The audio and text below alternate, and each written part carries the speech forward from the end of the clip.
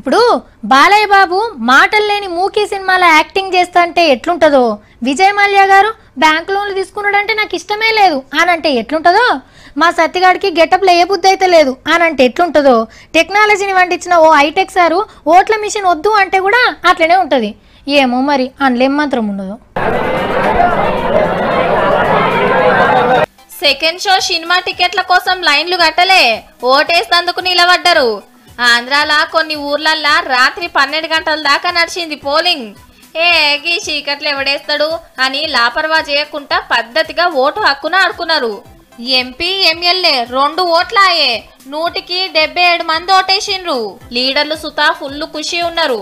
మా పార్టీకే జయగొట్టిందంటే మా పార్టీకే జయగొట్టిందని. మొత్తం 175 అసెంబ్లీ సీట్లుంటే 130 పక్కా మాకే అంటున్నాడు చంద్రన్న.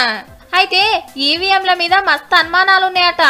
కొన్ని సెంటర్లల్లో ఏ గుర్తు కట్టుకొత్తినా ఫ్యాన్ గుర్తుకే పడ్డాయని ఎన్నికల సంఘం మీద గుస్సాయిండు. ఢిల్లీకి పోయి పెద్ద ఆఫీసర్లకు కంప్లైంట్ చేస్తాడట.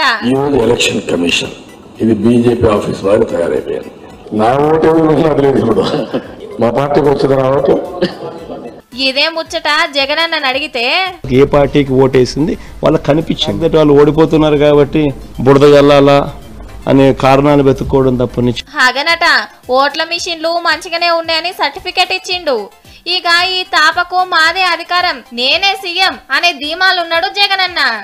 అట్లనే మా ఇలేకర్లుండి రిటర్న్ గిఫ్ట్ అందినట్టేనా అని అడిగిండ్రు. రిటర్న్ గిఫ్ట్ ఏంది మనకు? అయ్యో మర్చిపోయినవానే, కేసీఆర్ సారు చంద్రాల్ సార్ కి ఇస్తాను లేదా గా గిఫ్ట్ గురించి అన్నా. బాబుకు కేసీఆర్ గారికి మధ్య వాళ్ళిద్దరి మధ్య వాళ్ళని అడగాలి కానీ అన్న అడుగుతారు. గిఫ్ట్ సంగతి పక్కకు పెడితే ఆంధ్ర ఓటర్లు ఎవరిని సీఎం చేసుకుంటున్నారో చూడాలిగా.